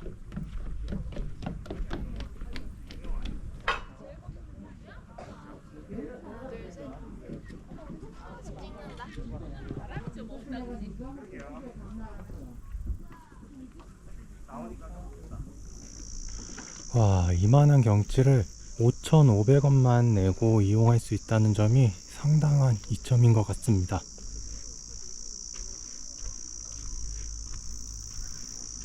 발이 편한 슬리퍼나 샌들, 크록스 같은 거 신고 올라오셔도 1380m까지 높은 전망대로 올라오는데 아주 편하게 올라오실 수 있기 때문에 이용해보지 않으신 분들은 꼭 한번 여기 이용해보시면 좋을 듯 합니다. 완전 쨍쨍한 날에는 조금 더울 수 있는데 오늘같이 구름이 조금 있는 날은 전체적으로 여기 그늘이 드리워지기 때문에 되게 선선하게 이용할 수 있다는 점도 큰 장점인 것 같습니다.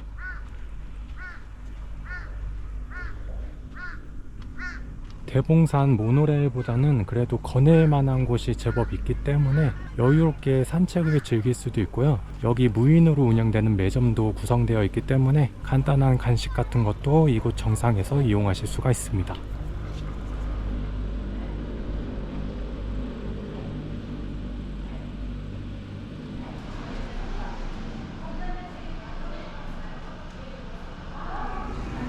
이곳에는 무인 카페와 그리고 무인 자판기가 운영이 되고 있습니다. 간단히 이용할 수 있는 라면류가 이곳에 구성되어 있고요.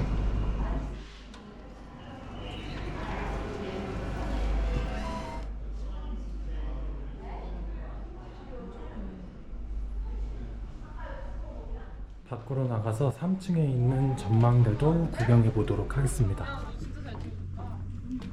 와, 여기 뷰가 상당히 좋습니다. 날씨가 맑은 날에는 백운산, 두이봉, 그리고 가리왕산 휴양림, 청옥산 600마지기까지 보일 정도로 이쪽 해발고도가 상당히 높은 편인데요. 주변의 경치를 모두 감상할 수 있어서 더욱 좋은 곳인 것 같습니다.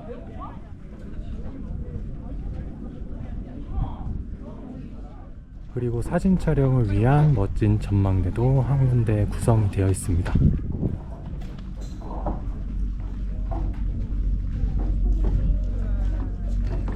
주변 조망이 굉장히 좋은 곳이기 때문에 다리가 불편하신 노약자분들께서도 편하게 올라오셔서 구경하면 좋은 장소일 듯 합니다. 현재 온도가 24도로 표기될 정도로 한여름에도 굉장히 선선한 곳이기 때문에 여름 피서지로 한번 활용해 보시는 것도 어떠실까 합니다. 실제로 휠체어를 타고도 많이 방문하셨고요. 다리가 불편하신 어르신분들도 많이 방문을 하셨습니다. 그래서 혹시 다리가 불편하신데 산의 멋진 경치 감상하고 싶으시다면 이곳 가리앙산 케이블카 이용해 보시면 상당히 좋을 것 같고요. 이곳도 저렴한 비용에 이용이 가능하기 때문에 적극 추천드릴 수 있을 것 같습니다.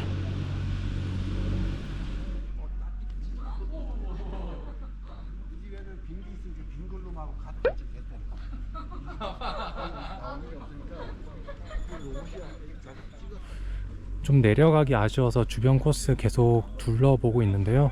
와, 여기 꼭 한번 들러보셨으면 좋을 만한 그런 곳입니다. 저도 부모님과 가족들 다 데리고 다시 한번 찾아오고 싶을 정도로 상당히 마음에 드는 장소입니다.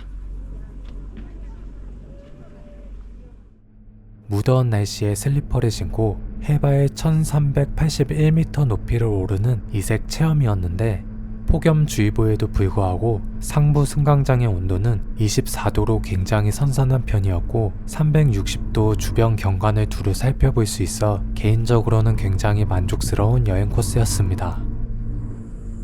가을과 겨울에는 또 다른 매력이 있다고 하니 철거되기 전에 다시 한번 찾아와야겠다는 생각이 들었고, 이어 소개해드릴 화암동굴은 내부 온도가 14도로 유지되는 아주 시원한 장소로 여름철 피서 여행지로 같이 활용하시면 좋을 듯 합니다. 이곳은 차량으로 약 40분 거리에 위치한 화암동굴 입구입니다.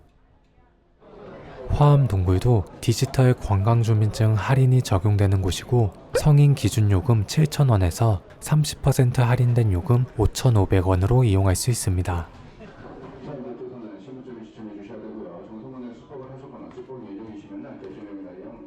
이곳은 이용하는 방법이 두 가지가 있습니다. 하나는 걸어서 동굴 입구까지 걸어 올라가는 것이고, 또 다른 하나는 모노레일을 타고 이동하는 방법입니다. 도보로 이용해도 약 20분 정도면 올라가기 때문에 필수 이용 코스는 아니지만 요즘같이 더운 여름철에는 가급적 모노레일을 이용하는 것이 좋아 보입니다. 다만 별도 이용요금 3,000원이 있습니다. 모노레일은 총 3칸으로 구성되어 있고 적정 인원이 나누어 탑승하게 되는데요. 코스가 그리 길지 않아 약 5분 정도면 입구에 도착하게 됩니다. 모노레일에서 하차하면 바로 화암동굴 입구가 나타납니다. 아무래도 날씨가 덥기 때문에 시원하게 동굴 체험을 하러 오신 분들이 많았습니다. 동굴 입구 부근에는 음료 자판기도 구성되어 있으니 갈증을 해결하실 분들은 이곳을 이용하시면 되는데요. 음료의 가격은 모두 1,000원으로 관광지임을 감안하면 비교적 저렴한 편입니다. 동굴 내부에는 화장실이 없기 때문에 가급적 이곳 화장실을 들렸다 가시는 것이 좋습니다. 화암동굴의 길이는 약 1800m로 2019년 11월 천연기념물 557호로 지정되었고, 금을 캐던 폐건과 천연 종유 동굴이 연결된 독특한 장소입니다. 금강맥의 발견에서부터 금강석 채취까지의 전 과정이 재현되어 있고, 그 외에도 구경할 만한 요소가 다양하게 구성되어 있습니다. 관람에는 1시간에서 1시간 반 정도가 소요되는 편입니다.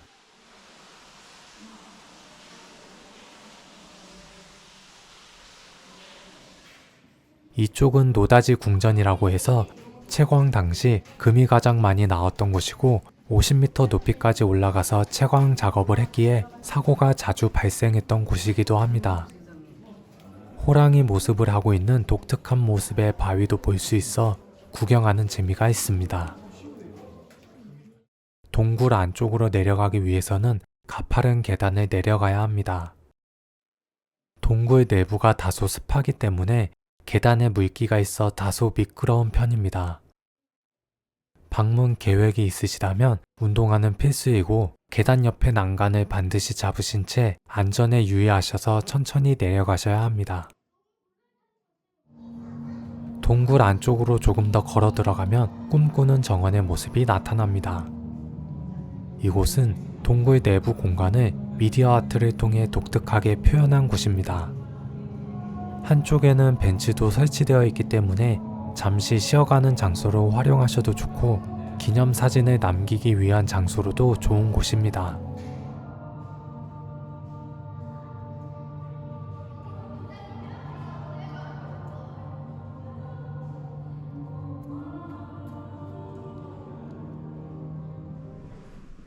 여러가지 전시 시설들을 감상하며 걷다 보면 화암동굴의 마지막을 장식할 천연 종유 동굴을 만나게 됩니다. 이곳은 시원하다 못해 오히려 추울 정도의 한기가 느껴지는 곳으로 안쪽으로 들어서게 되면 생각보다 널찍한 공간을 맞이하게 됩니다. 계단을 조금 올라가면 천년에 최대 6cm 자란다고 알려진 석순과 종유석도 이곳에서 관찰할 수 있습니다. 무려 6억 년의 시간이 만들어낸 동굴이라고 하더니 석순과 종유석의 규모도 상당한 편이고 다양하게 볼거리들이 구성되어 있어 이곳도 한 번쯤 들려볼 만한 장소입니다. 오늘은 무더위에 가볼 만한 여행지 정선의 가리왕산 케이블카 그리고 화암동굴을 둘러봤습니다. 강원도 정선이 가까운 거리는 아니지만 이 두 곳은 멀리 떨어져 있지 않기 때문에 당일치기 여행 코스로 괜찮다는 생각이 들었고 더운 날씨에 시원한 여행지 찾고 계신 분들은 계곡이나 바다 외에 이색적인 피서지로 한번 활용해 보시는 것이 어떠실까 합니다. 그럼 오늘의 영상은 여기서 마치도록 하겠습니다. 오늘도 시청해 주셔서 감사합니다. 안녕하세요, 리입니다. 오늘 가볼 곳은 1200m 산 정상을 편안히 오르는 이색여행을 할 수 있는 함양대봉산 휴양밸리입니다. 함양대봉산 휴양밸리는 선비문화의 고장인 함양에서도 공기 좋고 경치 좋기로 소문난 종합 휴양 관광단지인데요. 자연 속에서 즐기는 모노레일은 물론 휴식을 위한 숙박시설과 캠핑시설, 산책로를 갖추고 있는 힐링 명소인데요. 경상남도 함양군 병곡면에 위치한 함양대봉산 휴양밸리를 지금부터 살펴보도록 하겠습니다. 대봉산 휴양밸리에 도착을 했는데요. 모노레일을 이용하려면 일단 위쪽으로 이동을 해야 되는데요. 앞에 보이는 엘리베이터 또는 계단을 통해 올라가시면 됩니다. 위로 올라와서 함양대봉산 휴양밸리 앞에 도착을 했는데요. 이곳은 정원같이 잘 꾸며져 있는 모습을 보이고 있습니다. 평일이라 사람이 없어 한산한 모습인데요. 일부 시설물들을 정비하고 있는 모습이 보입니다.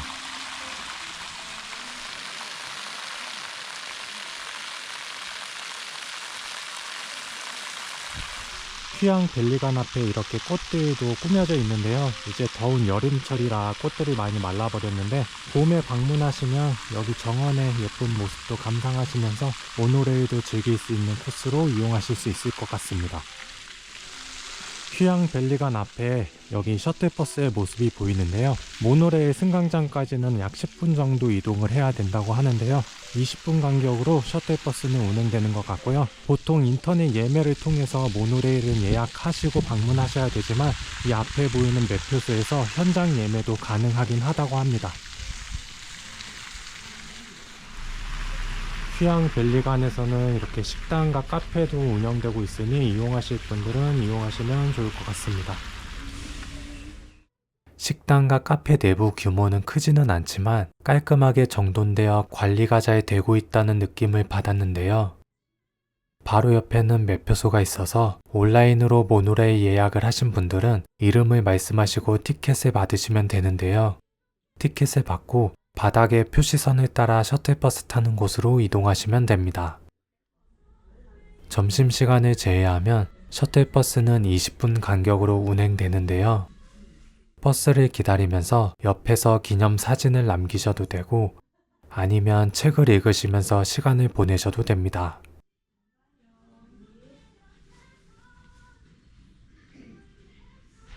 저는 시간이 남아 밖을 잠시 둘러봤는데요. 아이들이 좋아할 만한 캐릭터들이 보였고 그 옆으로도 휴게 공간이 잘 꾸며져 있었습니다. 셔틀버스가 출발할 시간이 되어 버스에 탑승했는데요. 도로 옆으로는 대봉 힐링관과 언뜻 보이는 산책길이 눈에 들어왔습니다. 5분 조금 넘는 시간에 차로 올라와 모노레일 하부 승강장에 도착했는데요. 바닥에 있는 선을 따라 3층으로 이동하면 모노레일 탑승장이 나타납니다. 그런데 3층으로 가기 전에 들려야 할 곳이 있는데요. 바로 2층에 위치하고 있는 화장실입니다. 모노레일 상부 승강장에도 화장실이 있긴 하지만 이곳 시설이 훨씬 깔끔하게 되어 있어 웬만하면 2층의 화장실을 이용하시고 모노레일을 탑승하시는 것이 좋습니다. 이제 3층으로 이동해서 모노레일을 탑승해 볼 텐데요. 평일에는 비교적 한산한 편이라 본인이 예약한 시간대가 아니더라도 모노레일을 탑승할 수 있습니다. 모노레일은 총 8인 좌석이 구비되어 있는데요. 안전상의 이유로 가급적 7인 규모로 운행이 되고 있습니다. 에어컨도 설치되어 있어 더운 여름에도 쾌적하게 이용이 가능합니다.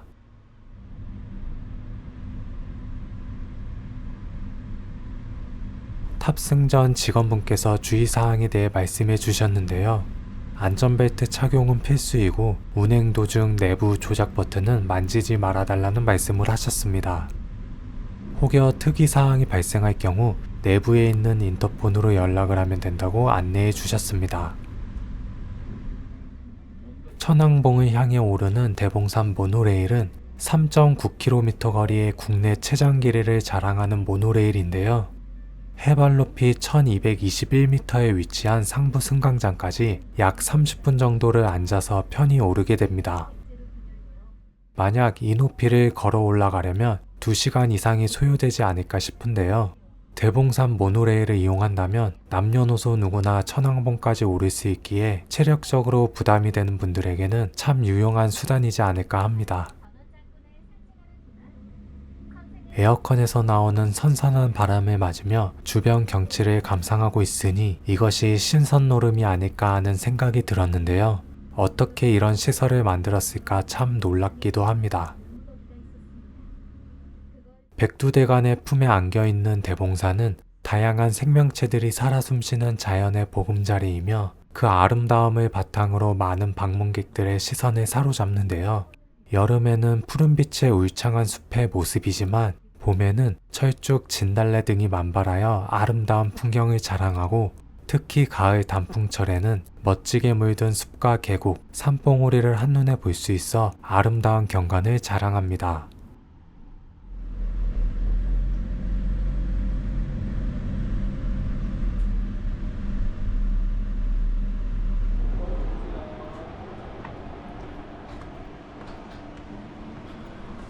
모노레일을 타고 상부 승강장까지 올라왔는데요. 먼저 여기 경치를 둘러보도록 하겠습니다.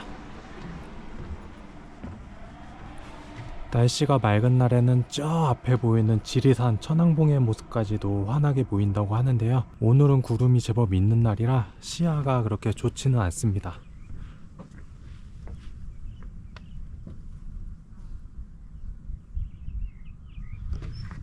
쾌청한 날씨에 방문하시면 보다 멋진 주변 환경을 감상하실 수 있으실 것 같은데요. 어제까지만 해도 햇볕이 쨍쨍한 날씨였는데 오늘은 날씨가 다소 아쉬운 상황입니다.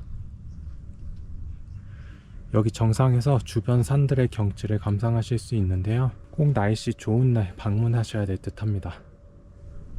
날씨가 조금 아쉽긴 한데 그래도 높은 곳에서 둘러보는 경치가 꽤나 괜찮긴 합니다.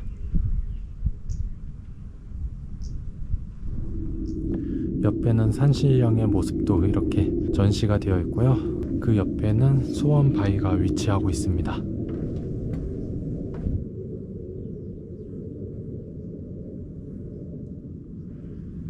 이렇게 방문객들이 소원을 적어서 옆에 걸어 놓은 모습도 인상적입니다.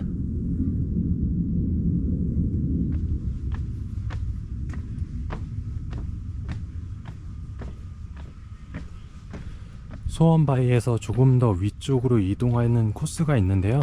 이쪽으로 올라오게 되면 꼭대기 정상인 천왕봉이 위치하고 있습니다. 대봉산 천왕봉의 높이는 1228m로 상당한 높이감을 여기서 느끼실 수 있는데요. 꼭대기에서 주변 경치를 감상하시고 충분히 시간을 보내시다가 다시 하부로 향하는 모노레일을 타고 내려가시면 됩니다. 이 상부 승강장에서는 크게 뭐 할 수 있는 것들은 많지 않아서 주변 경치를 감상하고 대부분 내려가시는 것 같습니다. 저 앞에 보이는 짚라인 시선도 되게 유명한 편이었는데요. 지금은 운영을 하지 않고 있는 것으로 보이고요. 오늘은 평일이라 혼자 이렇게 올라와서 좀 널찍하게 경치를 감상하고 있는데요. 주말에는 그래도 사람들이 제법 방문하는 것 같습니다.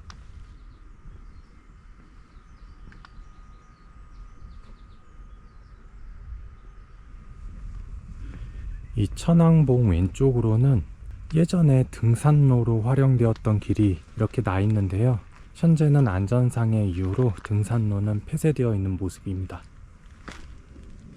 대봉산에는 뱀 그리고 특히 독사가 많다고 알려져 있는데요. 여기 돌탑 주변으로는 뱀이 나타날 수 있기 때문에 너무 가까이 가는 것은 조금 피해야 될 것 같습니다.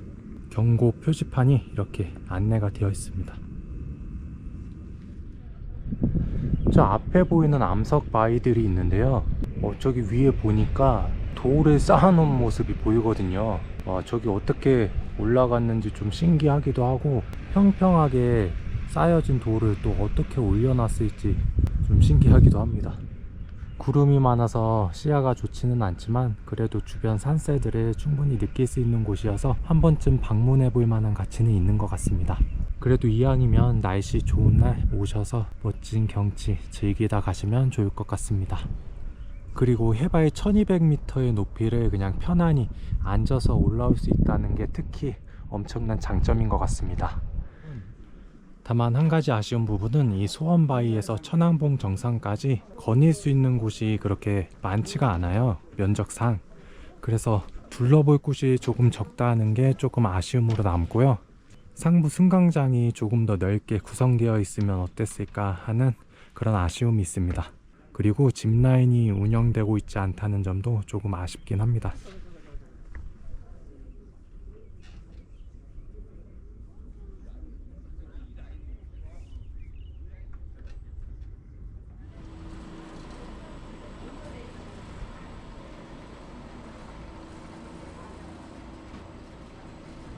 모노레일을 통해 지금 내려왔는데요. 여기서도 셔틀버스를 타고 처음 왔던 곳으로 돌아가는 방법도 있지만 앞에 보이는 산책길을 통해서 이동하는 방법도 있습니다. 이렇게 산책길 안내도가 나와 있는데요. 셔틀버스 타고 그냥 내려가기는 조금 아쉬워서 2.54km 되는 산책길 코스를 통해서 처음 왔던 곳으로 이동하려고 합니다. 지금 앞에는 모노레일이 계속 상부 승강장으로 이동을 하고 있는데요. 그 아래로 이제 산책길이 구성되어 있습니다. 2.5km 정도 되는 거리이다 보니까 한 1시간 정도 여유있게 둘러보면서 내려가면 되지 않을까 싶은데요. 일단 코스를 따라서 한번 길을 이동해 보겠습니다. 올라올 때 보니까 제법 산책길이 잘 구성이 되어 있는 것 같더라고요. 그래서 어떻게 산책길이 되어 있는지 한번 영상으로 살펴보도록 하겠습니다. 뱀이 자주 나타나나 봐요. 그래서 뱀 조심하라는 이런 표지판들이 곳곳에 붙어 있고요. 산책길 이정표가 이렇게 군데군데 잘 나타나 있어서 산책길 이용하시는 데는 뭐 큰 어려움이 없을 것 같습니다. 내려가는 길에 야자 매트도 잘 깔려 있어서 이용하시는데 뭐 큰 불편함은 없으실 것 같습니다. 셔틀버스 타고 올라올 때 언뜻 보니까 여기 그래도 나무 숲길이 제법 있는 것 같더라고요. 그래서 걸어볼 만한 길이지 않을까 싶고요. 이 산책길 옆쪽으로는 이렇게 작은 물줄기가 흘러내려오고 있는데요. 비가 온 다음 날에는 폭포 느낌이 나는 그런 물줄기가 흘러내려온다고 합니다. 근데 언덕길이다 보니까 이 내려가는 경사가 조금 있는 편입니다. 그래서 무릎에 조금 무리가 갈 수는 있을 것 같아요. 다리 불편하신 분들은 조금 아쉬워도 셔틀버스를 타고 이동하시는 게 맞지 않을까 싶고요. 물줄기가 제법 있는 날에는 이렇게 내려가면서 중간중간 구경하면서 쉬엄쉬엄 산책길 이용하셔도 괜찮을 것 같습니다. 이런 식으로 물이 흘러내려가게 구성이 되어 있습니다. 다시 산책길 안쪽으로 들어가서 코스로 이동하면 이런 내리막길이 계속해서 펼쳐지고 있습니다. 내려오다 보니까 그늘이 없는 구간이 훨씬 많긴 한 것 같아요. 한여름에는 이 산책길을 이용하시는 데는 조금 어려움이 있을 것 같습니다. 산책로는 약 0.5km 정도 걸어 내려왔고요. 한 이제 앞으로 2km 남은 시점입니다. 내리막 경사길이긴 하지만 그래도 야자 매트가 있어서 크게 부담 없이 걸을 수 있는 길이고요. 양쪽으로 이렇게 펼쳐진 숲길 느낌의 산책로입니다. 옆에서 자라나는 식물들을 감상하면서 간단히 걸을 수 있는 산책로이니까 가능하신 분들은 모노레일 이용하시고 이쪽 산책로까지 겸사겸사 이용해 보시면 좋을 것 같습니다. 이정표는 이렇게 곳곳에 표기가 되어 있고요. 그리고 가는 길에 보니까 이렇게 평상도 설치되어 있어서 나무 그늘 아래서 잠깐 쉬었다 가셔도 좋을 것 같습니다. 바람만 좀 불어준다면 시원하게 여기서 쉬었다 가실 수 있을 것 같고요. 앞에는 또 다른 건물 하나가 지금 눈에 들어오는데요. 이쪽에서 체험시설 같은 것들을 진행하는 것 같더라고요. 이곳에서 다양한 프로그램들이 또 운영이 되고 있어요. 이렇게 보면 숙박 체험도 이곳에서 운영이 되고 있습니다. 4인실 평일 5만원, 주말 8만원, 6인실은 평일 10만원, 주말 15만원, 이런 식으로 운영이 되고 있고요. 사전 예약제로 운영이 되는 것 같습니다. 그리고 각가지 프로그램들도 여기 안내가 되어 있는데요. 여러가지 패키지 체험들이 이곳에서 운영이 되고 있는 것 같습니다. 이용하실 분들은 한번 참고해 보시면 좋을 것 같고요. 힐링간 숙박 비용이 그렇게 높게 책정되어 있지는 않은 것 같아서 모노레일 이용하시면서 숙박도 같이 이용해 보셔도 나쁘지 않을 것 같다는 생각이 들고요. 위쪽에 이제 산책길은 야자 매트가 전반적으로 깔려 있었는데 조금 내려오다 보니까 이쪽은 그냥 일반적인 숲길이라서 걷는데 조금 불편하실 수는 있으실 것 같습니다. 이 점 참고하셔야 될 것 같고요. 이쪽 길은 높이 자란 소나무들이 산책길을 꾸며주고 있습니다. 깊은 숲속에 들어와 있는 것 같이 잘 꾸며진 숲길입니다. 이쪽은. 이쪽 소나무길에는 그늘도 잘 펼쳐져 있고 바람도 시원하게 불어오기 때문에 여름에도 충분히 이용 가능하지 않을까. 근데 산책로가 전반적으로 그늘이 많이 들여진 편은 아니기 때문에 봄이나 가을에 산책로를 이용하시는 것이 나을 듯 싶습니다. 저는 개인적으로 모노레일 타고 올라가서 보는 멋진 경치를 기대하고 오늘 방문을 했었는데요.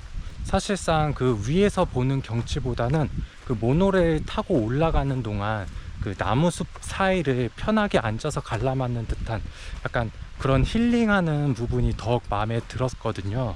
그리고 여기 방문하신 어르신분들도 대체로 위에서는 크게 막 볼 것 없다고 이렇게 말씀을 하시는 편이었는데 그 모노레일 총 60분 정도 소요되는 모노레일 그 코스가 굉장히 마음에 들었다고 많이들 평가를 하시더라고요. 물론 화창한 날씨에 방문하시면 위에서 보는 경치도 감상 포인트가 될 수 있을 것 같긴 한데요. 저는 개인적으로 모노레일을 타고 올라가는 코스가 더 마음에 들었습니다. 약간 편하게 앉아서 산림욕하는 듯한 그런 기분이었습니다. 내려오다 보니까 이렇게 도로길로 다시 나타났는데요. 아마 산책길은 이렇게 끝나는 것 같고요. 이제 대봉 휴양밸리 가는 왼쪽으로 1km 거리를 내려가면 되는데요. 60분 동안 이용하는 모노레일이라 생각보다 지루하면 어떡하지 약간 이런 우려감이 있긴 있었는데요. 개인적으로 참 마음에 들었던 그런 체험이었고요. 한두 시간 정도의 거리로 이용이 가능하시다면 한 번쯤 방문해 볼 만한 곳이지 않을까 생각이 듭니다. 개인적인 평으로는 나쁘지 않은 체험이었다, 이렇게 말씀을 드릴 수 있을 것 같고요. 이색적인 체험 한번 해보시고 싶으시면 여기 방문해 보시는 것을 추천드리겠습니다. 그럼 오늘의 영상은 이만 마치도록 하겠습니다. 오늘도 시청해 주셔서 감사합니다.